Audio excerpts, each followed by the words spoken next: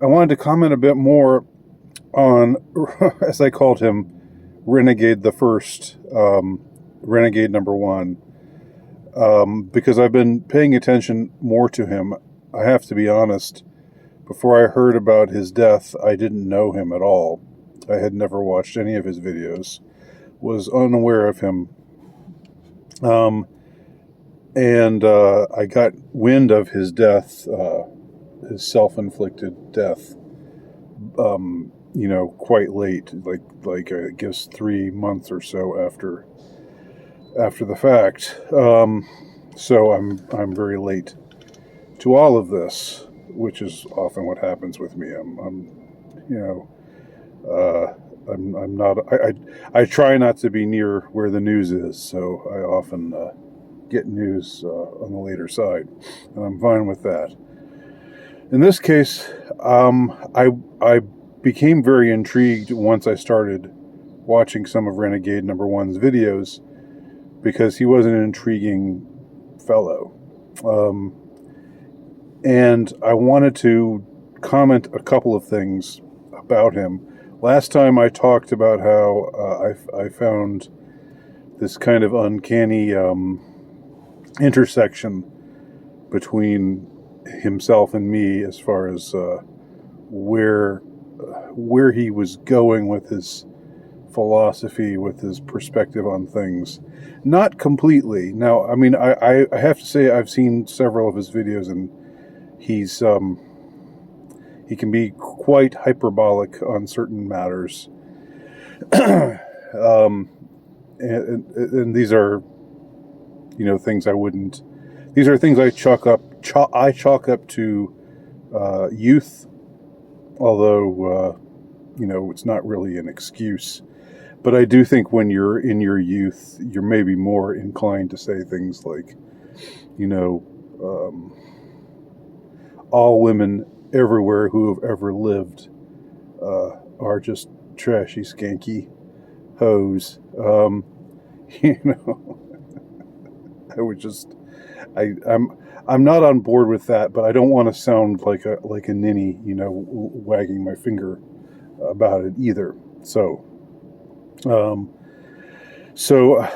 there are certain aspects of his thought that I found more again hyperbolic and more easy to kind of see through, or not all that, not containing that much substance, or seeming just to be the product of youthful energy and arrogance, let's just say. But I think where Renegade Number One was really valuable was, again, in his notion of the black pill. He was very different. The way he talked about the black pill is very different from the way that most people who talk about the black pill talk about the black pill.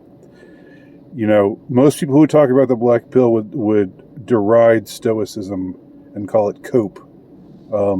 They would deride the quest to be authentic and call it cope. They would deride, the quest to eliminate from your life that which is disingenuous, and strive to live a life of integrity. They would call that cope. And these were definitely not things that were derided by Renegade Number One. He was somebody who was very, very interested in Stoicism, very, very interested in seeing beyond the veil, not living a frivolous life, not valuing the sort of things that are ephemeral and silly. And he called himself black pill, but he's the kind of person that most black pillars would say, oh, well, you're just coping. You're just coping because, you really just want to be with a woman, and women don't like you. They don't want to be with you, so you're just coping. with all this other stuff. And the thing about that is, Renegade number one was not an incel. By his own admission, no, it's his word. So I guess you could say, you could always say, well, I bet he's lying. I bet he never was ever with a woman. But he spoke of having had various kind of one night stands, never anything really serious. And when he spoke of these things, he wasn't boastful. That's an interesting thing about it. He wasn't boastful, and he wasn't even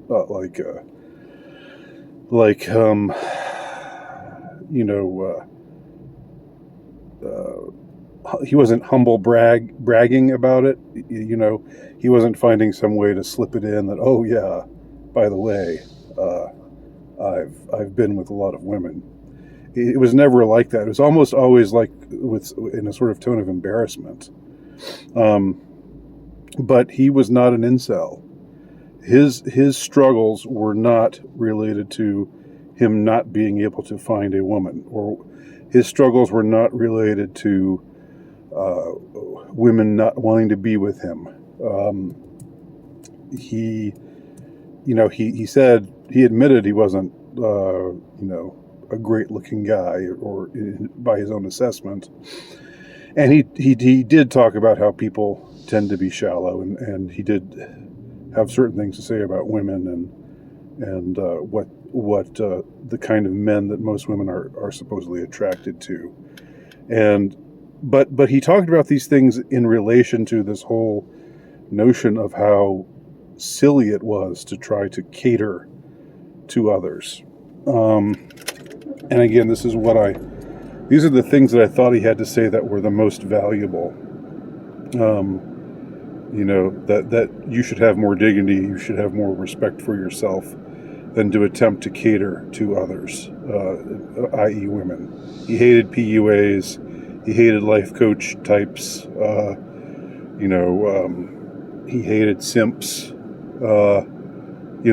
all the kind of stuff these are the kind of things that black pillars, most people who call themselves black pilled, would just say, well, you're just coping. All you're doing is coping by saying that you hate simps and that you hate PUAs and that because you're just jealous because you can't be with a woman. That's what they are. The black pill types that I have heard, it's almost always like, it's almost just becomes this effort to taunt those who have ideals, and those who strive for integrity, and those who strive to transcend their neediness, or to transcend their need for validation, which is what it seemed to be. That seemed to be something that's something that I've talked about and written about, and it seemed to be something that was really, really important to Renegade number one. Now, unfortunately, he was prone to hyperbolicize when he talked about women, and when he talked about simps. There's this one live stream. There's this live stream where he talks about, how he'd like to round up all the simps and the women who are catering to simps and ship them off to concentration camps. And I don't know, I doubt that he would really do that. He was probably blowing off steam when he talked that way. I still don't. That's still not really an excuse to say such things. But again, I'm not going to finger wag. You could call me on the carpet for that if you want. But I don't feel inclined to be that way with Renegade. Because I do think that he, I guess I'll just conclude by saying, it can be very confusing to hear him, or it can be misleading to hear him talk about the black pill. Because his version of the black pill, again, is not the version that I've typically heard, and it's not the thing. It's not the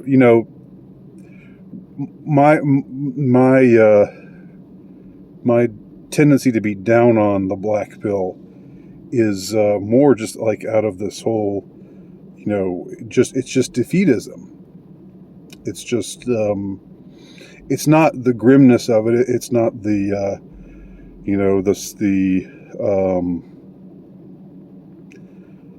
the perspective that I don't know, whatever the case may be, women are probably not going to like you, or probably there's probably not going to be anyone out there there's probably not anyone really out there for you. Don't trust what the dating coaches or the PUAs tell you. I mean, all of that stuff. Again, that's when it comes to black pill. There's a difference, let's just say, with Renegade number one's version of the black pill that is not nearly that must be acknowledged. So again, big things to emphasize. He was not an incel. He did not approach things from a perspective of an incel, and he wouldn't look down on someone who hadn't been with a woman. In fact, he advocated, stopping trying to get with women. He advocated different things at different times. At first, he was sort of like, well, stay away from relationships. Because in our day and age, if you're in a relationship, you just become a chump, basically, and you don't want to get drawn into modern relationships in the modern West, which is worm-eaten by third wave, fourth wave feminism.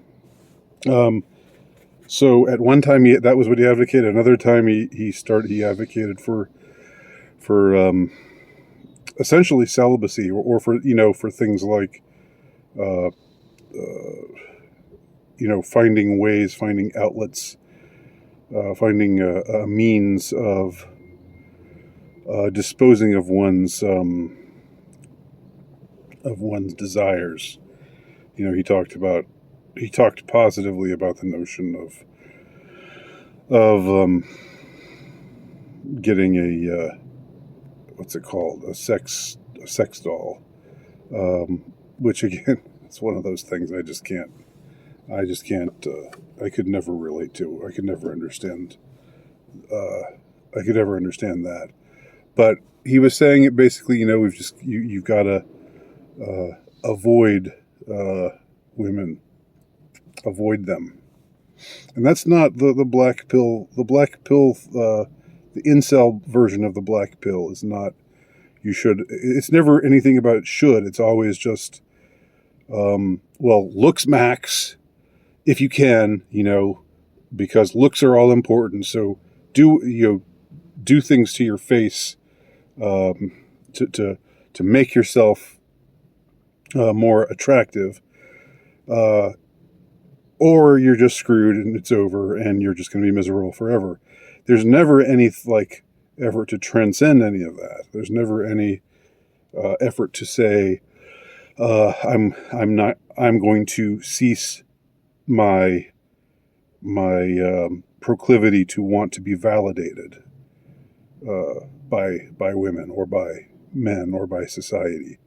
There's never anything like that. That's all just cope. And I really, really hate the term cope when it's used in that way. And Renegade never used, in the videos that I've seen, and just in general, the way that he was talking, he was a man on a mission. He had something in mind that he was going for. He wanted to strive to be better. Now, did he ultimately paint himself into a corner Did he ultimately, come to see the world in such a hostile light that he basically just didn't see anything here that could be legitimately enjoyed, and he just wanted to leave? It would seem that maybe that was indeed the case, and that was what led to him ending his life. And that is something that's something that's worth drawing attention to, and something that's maybe worth critiquing about his perspective. I mean, I don't have a critique at hand myself. I do think maybe, you focus, you just hone in so much on the negativity of.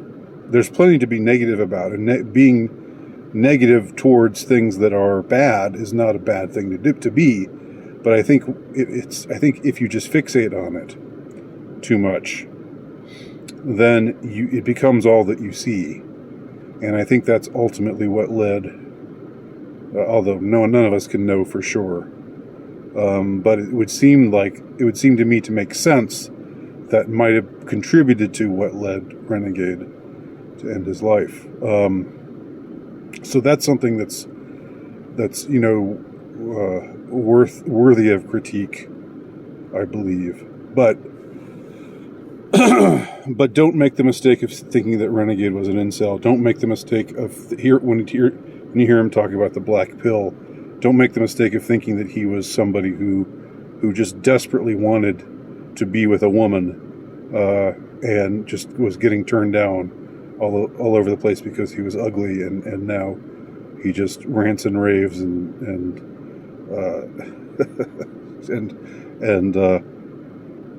wrings his hands about it, and calls people who think that that's unseemly copers. He wasn't like that. That wasn't Renegade the First. So this is just some thoughts. Hopefully I think it's been maybe a little scattershot, but hopefully I've made a little bit of sense, and interested what anybody else has to say.